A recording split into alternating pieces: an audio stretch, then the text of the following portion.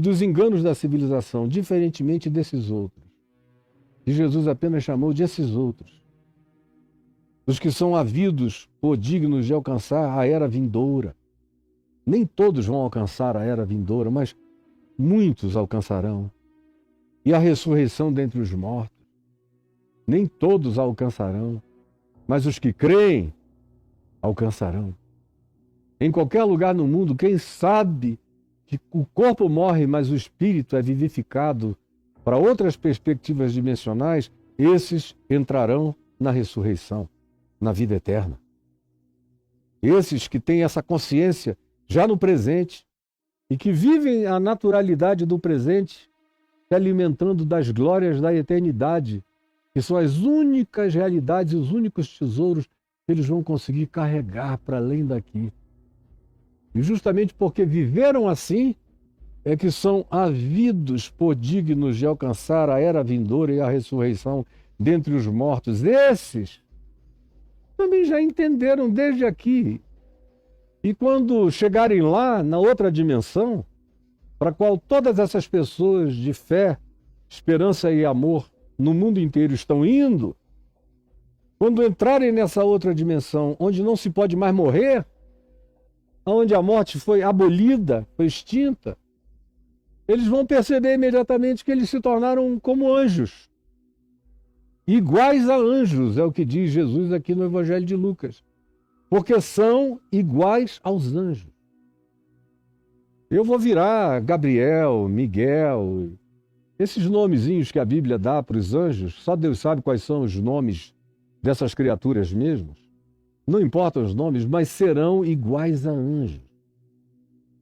Eles vão se transmutar para uma outra perspectiva dimensional onde já não se morre, aonde já não se fica velho, de onde todas as fraquezas biológicas e da carne e todos os envelhecimentos do espaço-tempo e do tempo-espaço já não existirão.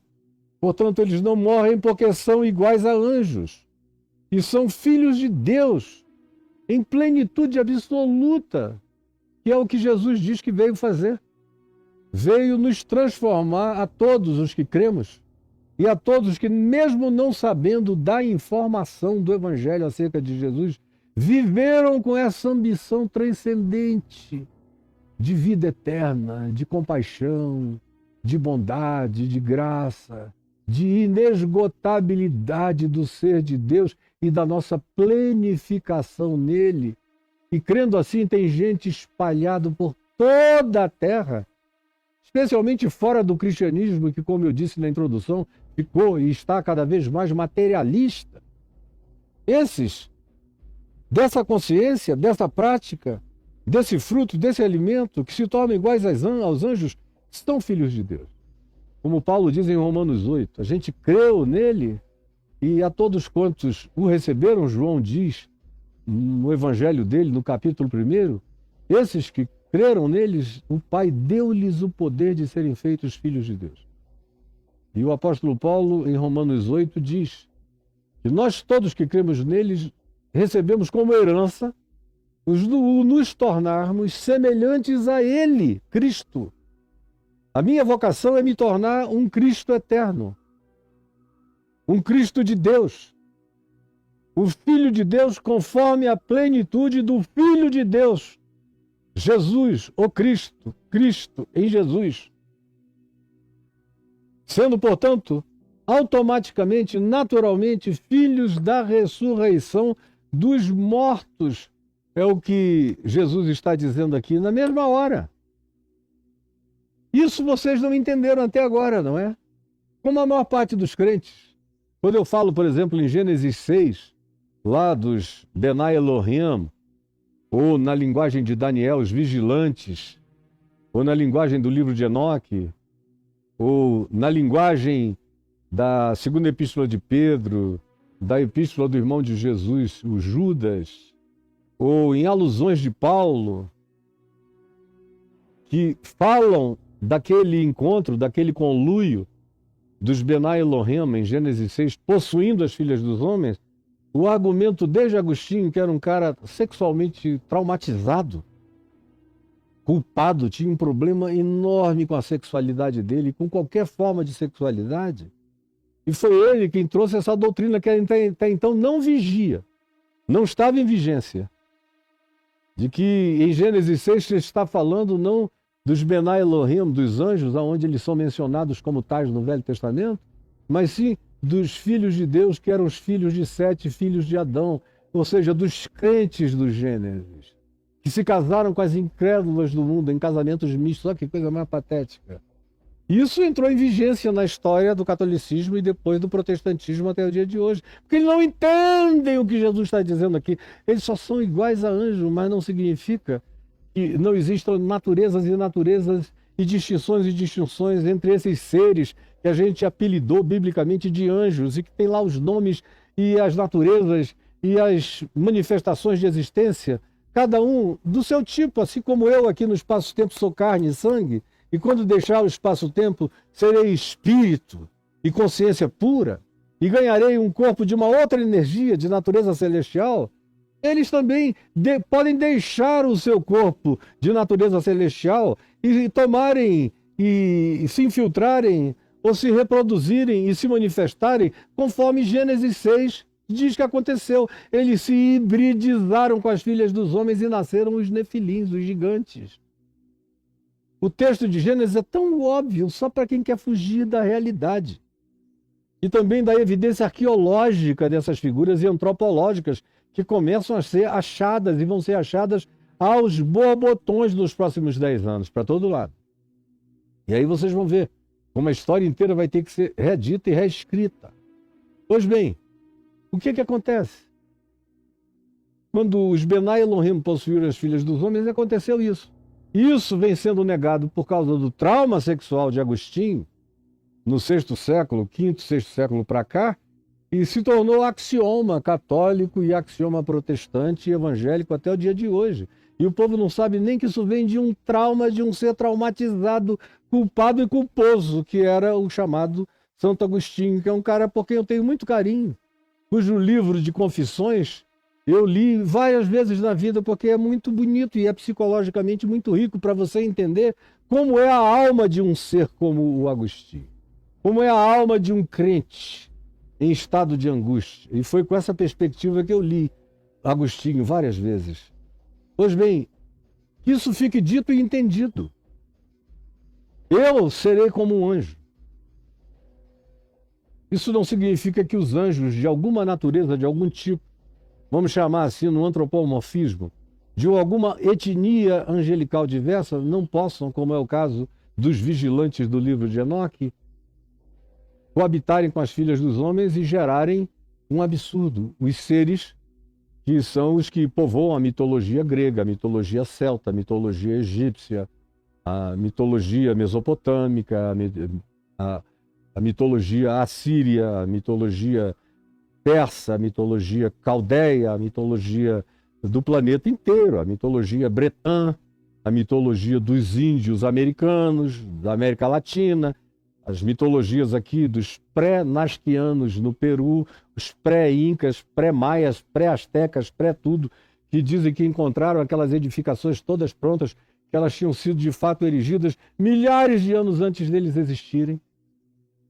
Mas os nossos antropólogos não querem levar a confissão dessas pessoas a sério, acham que são idiotas e mitologizam tudo, quando os idiotas são eles que não respeitam a cognitividade humana e a descrição com palavras antigas das experiências que essas pessoas tiveram, e que isso fique claro para você aqui e agora. Aí Jesus prossegue aqui em Lucas 21, no verso 37, dizendo: e vocês também, além disso, ele acrescenta aos saduceus, aos cultuadores do sagrado, mas que não tinham essa paixão por Deus, nem criam em intervenção divina, em milagre divino, não. Eles eram distribuidores de sacramentos. Para lá e para cá, mas sem transcendência nenhuma. Jesus prossegue dizendo a eles: e vocês também não sabem que os mortos hão de ressuscitar, não é? À luz de Moisés, vocês não viram isso? Moisés fala da ressurreição dos mortos. Já que vocês me citaram Moisés, Jesus devolve Moisés a eles. Deixa eu falar de Moisés com vocês. Moisés, diz o verso 37, indicou no trecho referente à sarça. Aí você vai lá e lê em Êxodo, quando Moisés viu aquela sarça ardente e aonde o eu sou se revelou a ele. Quem é que eu vou dizer que me enviou? Dize que eu sou, te enviou. No trecho referente à sarça, quando chama ao Senhor, ele, Moisés, chama ao Senhor de o Deus de Abraão, o Deus de Isaque e o Deus de Jacó. Vocês não são tão letristas do texto de Moisés? Vocês ficam lambendo até as vírgulas? Então, pelo menos façam uma análise do tempo verbal que Moisés usa, Jesus está dizendo aos saduceus. Porque ele não disse que Deus era o Deus de Abraão, era o Deus de Isaque, era o Deus de Jacó. Ele disse lá, eu sou o Deus de Abraão, sou o Deus de Isaque, sou o Deus de Jacó. Significando o quê para vocês? Se não óbvio, que para eles todos estavam vivos e não mortos. Essa é a conclusão de Jesus. Ora, ele disse assim, chamou e botou tudo num presente contínuo. Porque Deus não é Deus de mortos.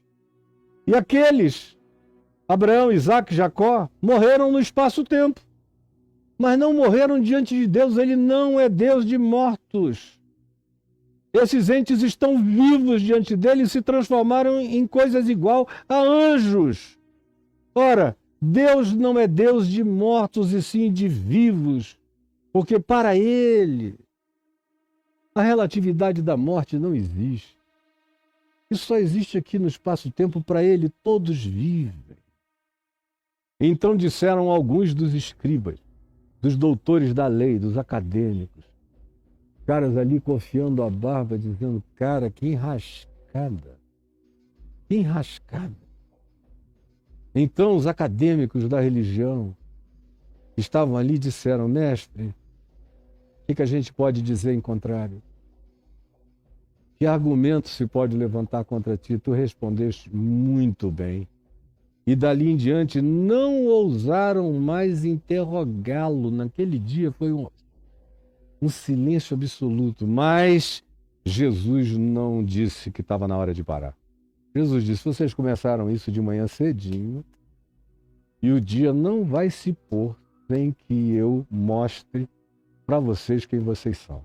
Mas isso vai ficar para terça-feira que vem, se Deus quiser, quando eu vou continuar falando da resposta de Jesus a esses escribas e a todos os demais que estavam com ele ali.